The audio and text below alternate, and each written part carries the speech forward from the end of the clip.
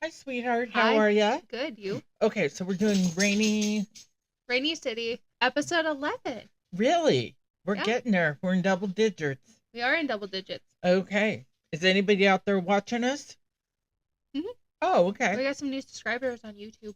Oh, okay. Perfect. hmm Now you just need to join and follow us on Facebook. Yeah, we have Facebook, Reddit, Instagram, TikTok. I do not have X because I'm not really a big supporter of Elon Musk. Yes. Well, gotta do what you gotta do. We also have Threads. But yeah, I don't use X because, yeah, Because of him. I can't do it. Okay. So I am taking you. This is an interesting crime. Okay. So this is the case that caused Washington to go from hanging for the capital punishment to lethal injection. Okay. So we are looking at Mitchell Rupe. Okay. And how many years ago was this? If it went from hanging to lethal injection, it's got to be years ago. Where do you find all these old cases? We're going to 1981. Oh, okay. That isn't that far back. Yeah. I do a lot of digging. Yeah, you must. I fall down rabbit holes. And you just keep on going. Uh-huh. Okay. And 9 times out of 10, I go by names or actually not even names. I will look for descriptions of stuff and I would go from there. Okay. And as long as they have at least a couple like websites or something behind them, that is a thing. If you guys ever want me to cite my sources, just let me know. Yeah. Because I'm happy to provide them. And I try really hard if we use stuff from podcasts or people on Reddit, I try really hard to shout them out. Yeah. And also we try to fact check everything that we do. Which if you catch something that we've said, please send it to us. Because what I do is I use Wikipedia to get the bare basics of the case, and then I go to news outlets and all that, and I build in everything. Yes. Well, we've got to be able, just like when we redid the Phoenix Colden, because we had so many different sources and so many things that were wrong, and we went back and redid the whole episode because we wanted to make sure. It's still not my favorite episode. No, it's not. But because that was a really hard case to cover. Because there was 3 sources, but for the most part, there was nothing about her, and I hate that. No, I hate it too because she, was this young girl that was in trouble. Mm-hmm. And every person who goes missing, no matter what ethnicity, race, whatever circumstances, it deserves full attention, and I know they don't get it. Well, we talked about it when we did her on the other podcast, was that she had a 2-night special, and Mara Murray that we did in the beginning had 6. And considering how old her case is. Yes. It was crazy. And like Crystal Rogers, it has 6. I mean, some of these have a lot, but I don't know. We're going to discuss Mitchell Rupe. I'm going to tell you about his crime. And this is why he's well known around the state of Washington. Okay. This case, so does deal with the death penalty. I always like to preference that. It does deal with the death penalty. We will go into kind of in depth into the method that is used because there is a reason I kind of have to. Okay. So if you don't want to listen to an in-depth discussion of capital punishment, especially because we're going to be discussing hanging and we're going into the science behind it because that's really important, please feel free to skip this episode or even skip the next 5 minutes. Yes. I fully support whatever you have to do to keep your peace. Yes. Because I know capital punishment is a very touchy subject and it's very hard to listen to. Yes, it is. And everybody has their own views on it. And so keep your peace. If you need to skip it, I completely understand. Yes. So since 1849, Washington has carried out 110 executions. Okay. That's not a whole lot. No. The last one being in 2010. Okay. So the method before we abolished the death penalty was lethal injection. Okay. But hanging is an option that could have been selected. It was still an option, It just was not our main option. It wasn't an option for a long time. Like that guy in Utah who used the firing squad. Mm-hmm. So you could select it, and it was our main method for many years. Okay. So Governor Inslee, as we have said in previous episodes, abolished the death penalty in 2023. But he commuted the life sentences in like 2018. Yes. He was our governor for like 3 or 4 terms. Three terms. I think he was the second governor to go 3 terms. Yes. And he would have probably gone to the 4th if his approval rating hadn't dropped the way it had. I think he would have been elected for the 4th term. I think he was just tired. And I understand. Yes. So our last hanging was in 1994. Wow. That wasn't that long ago. And we were the last state to dismantle our gallows in 2003. Delaware was the second. They did it right before we did. Wow. So we are going to discuss hanging, as I mentioned, because this is what the case pertains to. Okay. So I'm reading this next part, as I said, directly from deathpenaltyinfo.org. Okay. And I just want, because it's going to be, because I was like, I don't know how to put this without having to take direct quotes, so it's just easier to be like, hey, this is where it's coming directly from. Okay. So until the 1890s, hanging was the primary method of execution used in the United States. Hanging was still authorized in Delaware and Washington when courts in those states struck down the death penalty, although both had lethal injection as a primary method of execution. The last hanging to take place was January 25th, 1996 in Delaware. Okay. I'm so sorry if you hear food in the background. Our dogs are eating, and one of them is a husky German Shepherd mix who likes to throw her food around because she likes to hunt. She jumps on us, so like we try to entertain her as much as possible. Yes. I have tons of permanent scratches on my body. Yes, she is. Aw. Artie. She's shy today. Usually she has her nose up here. There she is. She's a beautiful baby. Okay. Keep telling yourself that. She is a baby. She is a pain in the ass. So for execution by hanging, the inmate maybe, but is usually weighed the day before the execution, and a rehearsal is done using a sandbag of the same weight as the prisoner. Okay, so they find a 200-pound sandbag and they have to lift it? Huh? This is used to determine the length of drop necessary to ensure quick death. Okay. If the rope is too long, the inmate could be decapitated, and if it's too short, the strangulation could take as long as 45 minutes. Wow. So the rope, which should be 3/4 inch to 1 1/4 inch in diameter, must be boiled and stretched to eliminate spring or coiling. Okay. The knot should be lubricated with wax or soap to quote unquote to ensure a smooth sliding action, and that's according to the 1969 U.S. Army Manual. They took this method from the U.S. Army. So they hung people in the U.S. Army? Mm-hmm. Oh my God. I thought they just sent them to Leavenworth. Well, think about it. They're an act of war. Oh. I mean, we don't know what happens. No, I guess not. So immediately before the execution, the prisoner's hands and legs are secured. He or she is blindfolded, and then the noose is placed around the neck with the knot behind the left ear. Okay. The execution takes place when a trap door is, essentially opened. Yeah, and they drop. Yes. And the prisoner, falls through. The prisoner's weight should cause a rapid fracture dislocation of the neck. However, instantaneous death rarely occurs. Wow.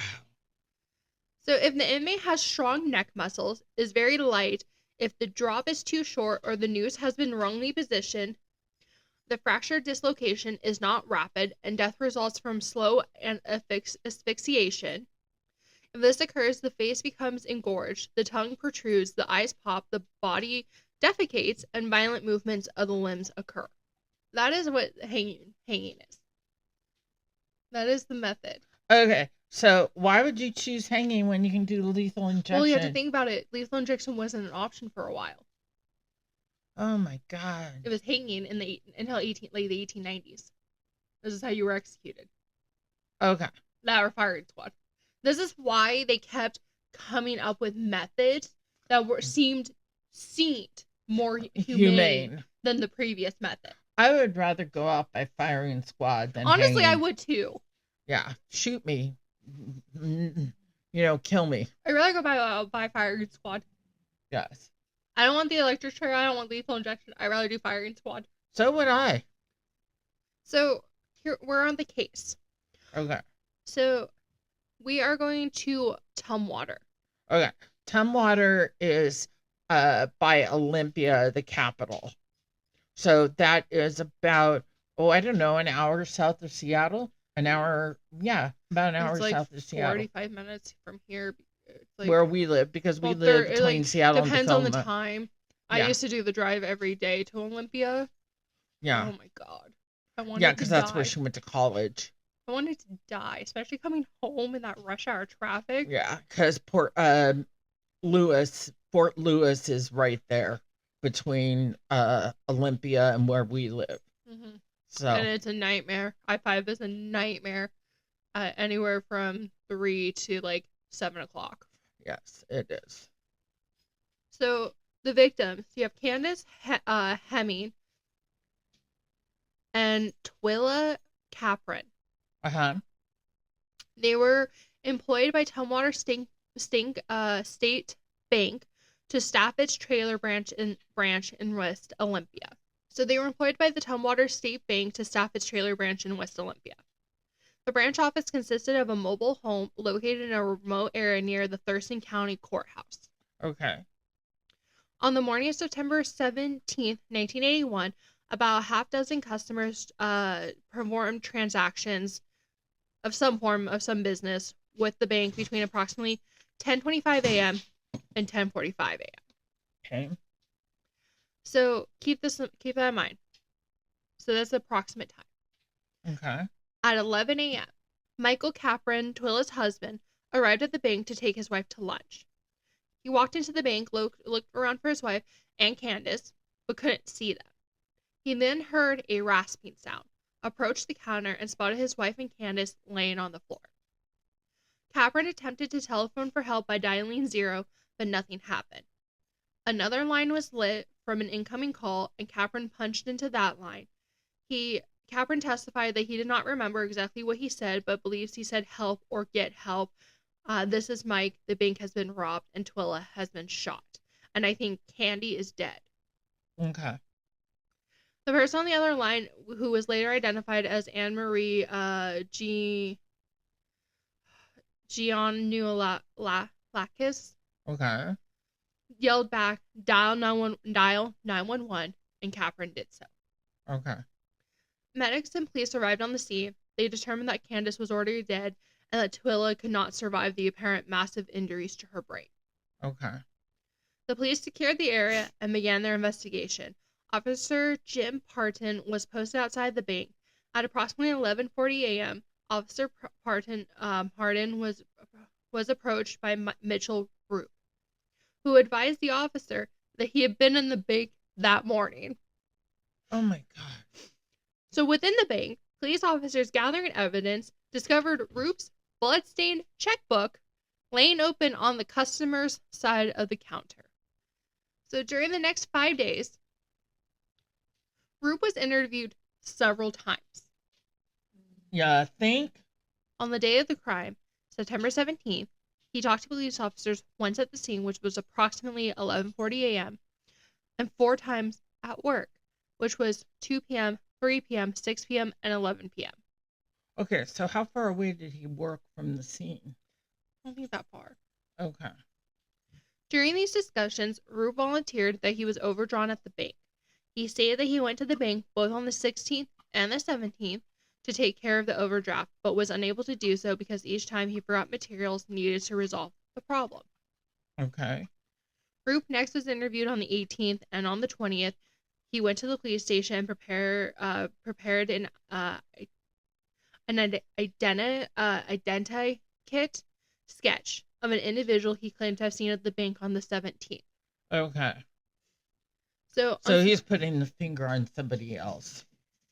On September 22nd, Rupe went to the police station to take a polygraph test. He failed. Following the polygraph, Officer Midthun informed Rupe that due to the sensitivity of his voice, we have some very serious problems. After discussing the matter with Officer Midthun, Rupe admitted that he had committed the crimes. So he just fessed up. He murdered 2 people and he just fessed up. People, do not leave evidence and do not open your mouth. If you're going to kill somebody, which I don't agree with, come on. Leaving your bloody checkbook behind and then talking to the police without a lawyer and then confessing. Mm-hmm. So Rupe subsequently gave 3 statements to police officers. Wow. So searches of his vehicle, they found the ammunition of the type used in the robbery and murders. In addition, the police found a pair of white pants, wet and soiled, in a vehicle used by Rupe the weekend after the murders. Moron. So his trial began with jury selection on March 10th, 1982. So during the voir dire, the judge allowed counsel to question individual jurors apart from the pool concerning their views regarding the death penalty. Okay. So a lot of times when they question the people before they put them on a jury, they ask if they believe in the death penalty. It doesn't necessarily mean that you won't get on the jury, but they want to know what you think, especially in if they're going to charge them with the death penalty. Mm-hmm. And in most states, all 12 jurors have to agree on it. So you definitely want mixed opinions on the yes, jury. But sometimes it's the judge that has to give them the death penalty. But in some states, it doesn't even have to. It has to be more than half. I don't even think it has to be all.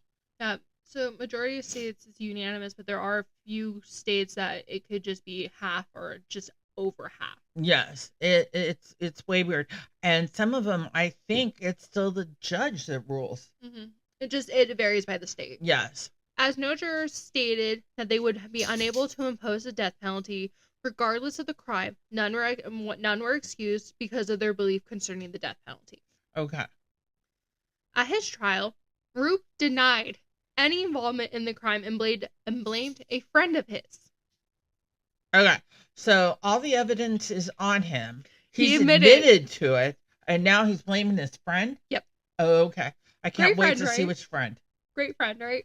Yeah. Throw your friend under the bus. So a psychologist testified that he had given Rupe a diagnosis of schizotypal personality disorder. Okay. He gave them two very distinct He's crazy. They also and a secondary diagnosis of histrionic personality disorder, which I don't know what that is either. The schizotypal personality disorder, also known as, is a mental disorder characterized by thought disorder, paranoia, a characteristic form of social anxiety, derealization, transient psychosis, and unconventional beliefs. Okay. So, and then a histrionic. Okay, so I shouldn't call him crazy. He seriously has a mental issue. But these are stuff that are done by the defense. A histrionic is a mental health condition marked by unstable emotions, a distorted self-image, and an overwhelming desire to be noticed. Okay. The psychologist who testified said that these disorders caused him to make a false confession. Okay. Which actually I could understand. Yes, I understand if the evidence wasn't with him and everything. Yes. I actually could see that due to what those disorders are. Yes. And was that the defense or the prosecution? I don't know. It was just a psychologist. Psychologist. So we don't know who actually ordered the psychologist. Honestly, it probably might be the defense. Yes. And I always like to know if they're paid by the defense.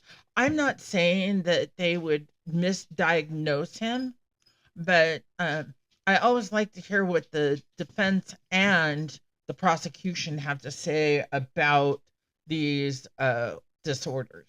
Mm-hmm. Despite that, he was found guilty of aggravated murder and was sentenced to death. Okay. How many times do you think his sentence was overturned? 3 or 4. Want to guess why? Mental defect? No. Why? We'll get into that. Okay. So how many times was it overturned? 3 times. Oh, okay. 3 times. So his death. So technically, it was overturned twice. There was a third one later on. Okay. So his death sentence was overturned twice. And this is why it's a well-known case in the state of Washington. Okay. And this was the biggest reason that we moved to lethal injection as our main method. Okay. His first one was overturned. His second one came in 1994 when United States federal judge, his first death sentence was overturned in Washington. Okay. And then I don't remember what they did, but then it went to the United States federal. Okay. So federal judge Thomas S. Zilli ruled that Rupe was too obese to hang. He a fat man? Okay. As you see us, we can call people fat. He was over 425 pounds at the time. Man. And that's where the prison scale maxed out. Oh, so he could have been actually heavier. Mm-hmm. So the judge was concerned that execution by hanging could cause Rupe to be decapitated, which would constitute cruel and unusual punishment. Okay, might as well introduce the other one. Yeah, this is Max, and I have Artie on me. This is Maxie. Who you just heard, that's Ruby. The first 2 times were overturned by his original trial. Okay. He was resentenced a 3rd time in 2000 by a new jury. Okay, so so the first 2 was overturned. Was he retried? I guess they had to retry him. I don't know. Okay. That's what's so confusing is I couldn't find anything that clarified that. Okay. All we know is that he was retried by a new jury. Okay. And I think that was it was a new sentencing jury. Okay. Because after a 2-week sentencing hearing, okay, he escaped a new death sentence when the jury deadlocked by a 11-1 vote in favor of the death penalty. Okay. Which is falling short of the unanimous verdict required by Washington law for imposition of the death sentence. Okay. This man was too big. Couldn't hang him. He spent life in Walla Walla. Oh, he's still there? Or he died? So he just died in 2006, actually. On February 7, 2006, he died at the Washington State Penitentiary in Walla Walla. Lori Scamahorn, which, by the way, that's a last name I would not want to go to school with. No. Who is a spokesman for Walla Walla's penitentiary, for the penitentiary, said Rupe died shortly after noon at the prison hospital where he had been residing since January 3rd due to being in the final stages of liver disease. He was 51 years old. When he initially entered the prison, he had a life expectancy of only 18 months. So Rupe reportedly suffered from terminal liver disease, advanced cirrhosis, and hepatitis C. But with all that great medical care and the great food, 3 meals a day, and everything else, he survived how many years? So he went from 2000 to, so he technically lived like 1994 to 2006 if you think about it. So 12 years. Mm-hmm. Technically 6 if you think. Technically 6 by the time he actually officially entered Walla Walla. But yeah, Frank Brown, who was the Walla Walla County coroner, estimated that he weighed between 260 and 270 pounds at the time of his death. And an autopsy was done. So apparently in Washington State, when a prisoner dies in prison, no matter what the cause is, an autopsy is automatically done. I think that's a good rule. Mm-hmm. I agree with that. I'm not knocking it. Well, we're watching this thing on Alabama, and what is it called? The Alabama Solution on HBO Max. Yeah, you got to watch it. They are killing prisoners. They are beating prisoners to death by guards. Yeah. Yeah, you got to watch it. So, Carol Klingbeil, Candace Hems, Sister said Rupe's death closed a painful chapter in her family's life, saying, I think there's a certain amount of closure that it's over and that he's having to explain his behavior to a much higher court than he's ever appeared in. He's going to have some tough times explaining his deeds on this earth. Dorothy Payne was Catherine's mother-in-law, called news of Rupert's death wonderful, saying nobody is going to miss him. He's going to finally meet his justice. And Payne, who apparently at this time had turned 74 right over, the day after the news broke, said that the news that he died was the best birthday present anyone could have ever given me. Yeah. Saying, I know it sounds horrible, but if he ever once said he was sorry, or if he had ever shown any remorse instead of sitting there gloating, maybe I'd feel different. Yeah. I understand the concept of not wanting to hang him, but he killed people. But I understand, 400 and something odd pounds, and it that maxed out the scale. What I never understood was that lethal injection at the time was still an option. It just wasn't the main option. Yes. I never understood why they didn't convert it to a lethal injection death penalty. Yeah. I don't know. He might have broke the table. Okay, but we also had, I hate to say, we had the electric chair and we still had firing squad. Yeah, I don't know if we had that in the state. I think we had the electric chair. Only briefly. Yeah. Oh, wow. That's crazy. Mitchell Roop became very well known in Washington Department of Corrections because he was too obese to hang. Okay, so I've got another thing.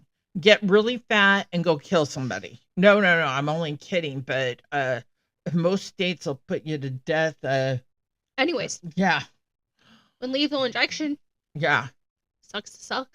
Yeah, it does. But what do you think of Mitchell Roop? He must have had mental issues to get involved. I fully believe what the psychologist did say. Yeah, especially the second diagnosis, because he wanted to be noted and grandiose and everything like that. That's why he involved himself in the actual investigation. Yes. I think so. Well, that definitely was an interesting one. Did you see the email? Yeah. That I'll sent look into you? It, yeah. Yes. It's a famous serial killer in Florida.